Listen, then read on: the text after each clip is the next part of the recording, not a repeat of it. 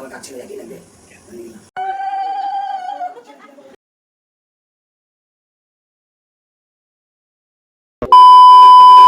Hey everyone, good morning. This is Tony Roy and again welcome back to my another new blog. আশা করছি তোমরা সবাই খুব ভালো আছো, আমিও ভালো আছি। চলো সাথে থাকো, দেখতে থাকো, ব্লগটা কন্টিনিউ করো। সেদিন ছিল বৃহস্পতিবার আর ডেটটা ছিল 6ই জুন, মানে আমার জন্মদিন। ডেটটা ভীষণ স্পেশাল ছিল, কারণ এই দিনগুলো বছরে একবার মাত্র আসে আর প্রত্যেকের কাছেই দিনগুলো ভীষণ স্পেশাল হয়, আমি জানি। আর দেখো, সকালবেলা ঘুম থেকে উঠে সেদিন একদম সকাল সকাল আমার ঘুম ভেঙে গেছিলো। এটা কার কার সাথে হয় আমি জানি না, বাট এটা আমার সাথে কিন্তু খুব হয়। স্পেশাল দিনগুলোতে সকাল সকাল ঘুম ভেঙে যায়, যেমন পুজোর সময় ঘুম ভেঙে যায়। তো যাই হোক, ঘুম থেকে উঠে ফ্রেশ হয়ে আমি চা খেয়ে নিলাম। আর তারপর মা রান্না করছিল হচ্ছে পালং চাউমিন, যেটা দার্জিলিং থেকে আন্টি নিয়ে আসছিল আর পরে আমাদেরকে গিফট করছিল। তো মা সেটাই সকালবেলা রান্না করে দিয়েছিল, বাট ভীষণ টেস্ট ছিল। প্রথমে একটু ভয় পাচ্ছিলাম কীরকম হবে, পরে দেখলাম যে না, ভীষণ টেস্টি। যাই হোক, তারপর খাওয়া দাওয়া করে আমি আবার রান্নাঘরে চলে গেছিলাম। আর রান্নাঘরে গিয়ে দেখি বাবা চিংড়ি মাছ আনছিল, মাটন আনছিল, যেগুলো আমার ভীষণ ফেভারেট। তারপর মা ওগুলো সব একটা একটা করে রেডি করছিল রান্না করার জন্য। আর আমি ফটাফট স্নান কমপ্লিট করে নিলাম, যেহেতু জন্মদিন সকাল সকাল স্নানটা করে ফেলি। তারপর নতুন ড্রেস পরে রেডি হয়ে ঠাকুর প্রণাম করে বেরিয়ে যাই বাবার সাথে। অ্যাকচুয়ালি এই ড্রেসটা আমাকে মা কিনে দিয়েছিল জন্মদিনের দিন মন্দিরে যাওয়ার জন্য, যাতে পুজো দিতে পারি, বাট এবছর ব্যাড লাক, আমি সেটা করতে পারলাম না। আর বাবা ভাবছিল আমাকে, বাবার সাথে এমনি যেহেতু সকালবেলা বসেছিলাম, তাই বাবা বললো চল একটু ঘুরে আসি। আর কিছু কাজও ছিল, যার জন্য বাবা আমাকে সাথে করে নিয়ে নিয়েছিল।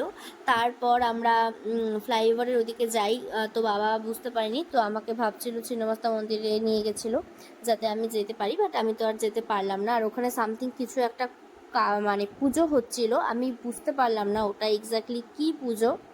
তো বেশ ভালো লাগছিল, দেখলাম সবাই বেশ লাল শাড়ি ঠাড়ি পরে ওখানে পুজো করছিল।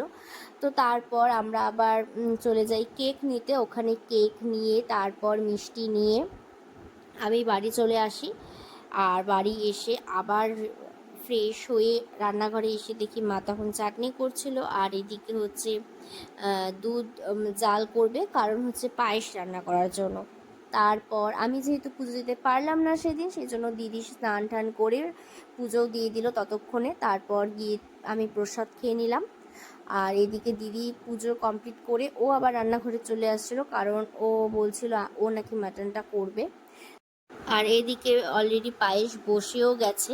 আর এদিকে দেখো, আমার হাতে দেখতে পাচ্ছ আলু আর কলা। এটা অ্যাকচুয়ালি সেদিন আমি বাড়িতে আসার পর দেখি আমাদের এই জায়গার মধ্যে গরু তার বাছুরকে নিয়ে বসে আছে।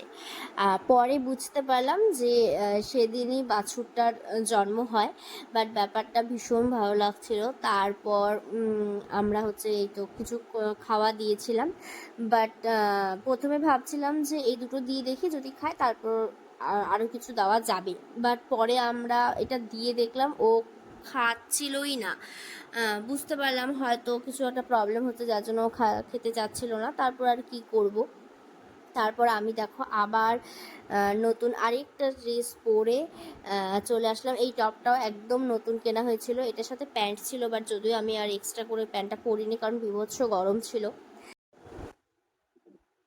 খাওয়া দাওয়া কমপ্লিট, এখন বাজে 4:30। এখন আবার নিয়ে বসলাম আইসক্রিম। মানে আইসক্রিম আনা হয়েছিল, কিন্তু তখন আর খাইনি।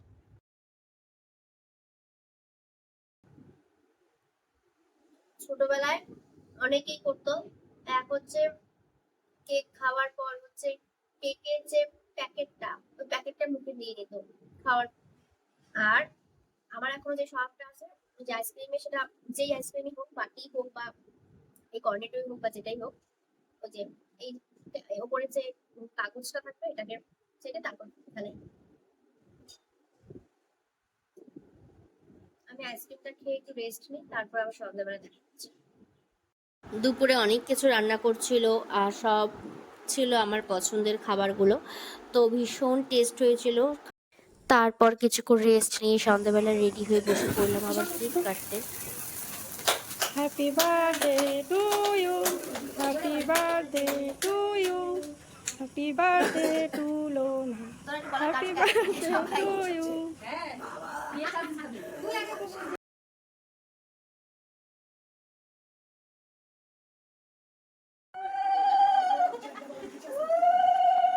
কি দিল এটা? তাহলে চলো আজকের মতো এতটুকুই, দেখা হচ্ছে খুব তাড়াতাড়ি আরেকটি সুন্দর ব্লগে। ততক্ষণ সবাই খুব ভালো থেকো। আজকের কিছু ভালো লাগলে অবশ্যই লাইক কমেন্ট আর হ্যাঁ প্রচুর প্রচুর শেয়ার করে দিও। Bye bye.